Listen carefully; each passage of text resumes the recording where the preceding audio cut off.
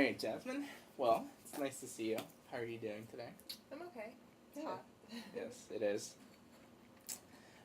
So previously, before we sat down today, you mentioned that you kind of wanted to get into yoga and doing yoga. Mhm. Okay. So what we're really gonna do, or what we are going to do today, is talk to you, or talk about yoga. But what I would like to do is actually ask you a bunch of questions that help me get a better understanding of you and your experience with yoga and maybe any other physical activities in the past, and kind of use that as the groundwork to really build a foundation on something that we can help you implement in actually pursuing yoga. Okay. Okay? Um, so, to start things off, I would kind of like you to just tell me um, your past experiences with, any kind of physical activity, yoga, any sport. Mhm. I one of the reasons I want to do yoga is because I used to play a lot of tennis. I grew up playing tennis and played the national junior circuit, and then in college, and then I was a coach, and then I was a teaching professional, and I'm 30 now, and Mhm. I had about 22 good years of pounding on hard courts. Okay. And it was really really competitive and really a lot of pressure and really physical, and which did a number of things. It made me now hate competition, Mhm. and it destroyed my body. Just made it. I have tons of injuries, and it's really really tight, and it wasn't very fun or forgiving or anything like that. So, and I'm a full time graduate student. I'm getting my doctorate, and it's really really stressful, and I'm always tired, and um, I'm super into fitness, and I've read something that, and a trainer I used to work with was telling me that it's not good for me, since I already have a high level of stress, to pursue exercise that's super stressful. It's Okay. just way too much stress. So he recommended yoga and tai chi and stuff like that. Um, because it's going to like, well, a number of reasons. One of them being just it'll decrease my stress level.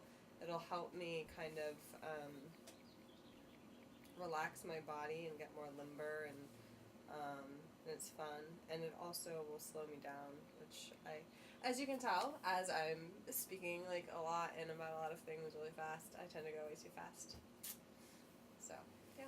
Okay. So, you said really a lot of great and really important things, starting with talking about your career in tennis and um, kind of the repercussions of being a competitive tennis player all your life.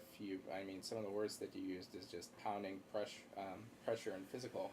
Mm-hmm. Um, so it seems like, your body has taking a lot of, kind of beating, Right. so to speak. And you mentioned one of the things is that you're very tight.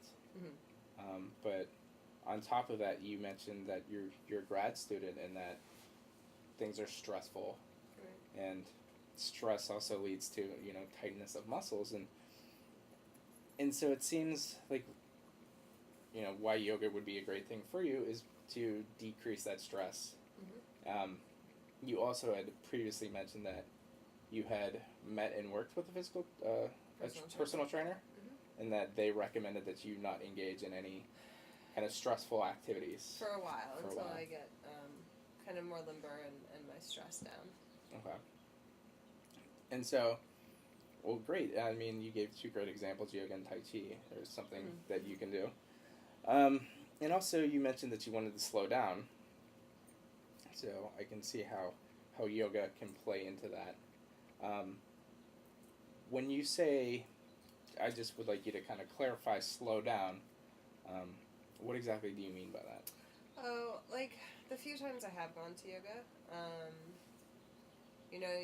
you have to kind of be with yourself and with your body and with all the aches and pains and everything that you're feeling as you lie there. And also at the end they do this thing where you like have to be quiet and you're like a zombie for a minute, and it's like the only 1 to 2 minutes in my day where I'm like that, I'm still and I'm just with myself. Okay. And it kind of gets me back to me. I mean, the other time I do it is when I go to bed, but I'm so exhausted there that I just fall right asleep. So I like that aspect of yoga. It kind of connects me to me. Okay. I honestly, I have to say that is so cool and so awesome that you're doing that, and how it really does get you to yourself, and that this is something that you want to pursue. Okay, well, no, that's awesome. So you had mentioned that you had worked with a physical or a personal trainer before, and have you had any experience with any sort of previous exercise programs or? In terms of program, when I was growing up, I had a trainer for tennis, and it was all very plyometric and sport specific to tennis and training. And so I did that. And then in college, and I've been to many tennis academies, and they have a built-in training program that you do with a trainer. And then in college, we had a trainer that developed a program for us to do, and we paired up with one of our teammates and did it every day. And I really liked that. I like structure like that. And then when I was, after college, I was hired as the tennis coach for Trinity College, and I created a structured fitness program for them, which I did with them. Okay. And I really liked that, doing it with the girls. And then I started grad school. Well, no. And then I became a tennis pro, and my fitness, I didn't have a fitness program then because I was just on court like 14 hours a day, so that was my fitness. And then I became a live-in tennis pro, and I developed a structured program for her, which I did with her. So there was that. And then, which is very plyometric based. But now that like, my body and my fitness is just blech, like, totally gone to hell. And it's not a priority because school is such a priority, and my, like, internships and my clients and my dissertation or like all this stuff, and so I haven't had time.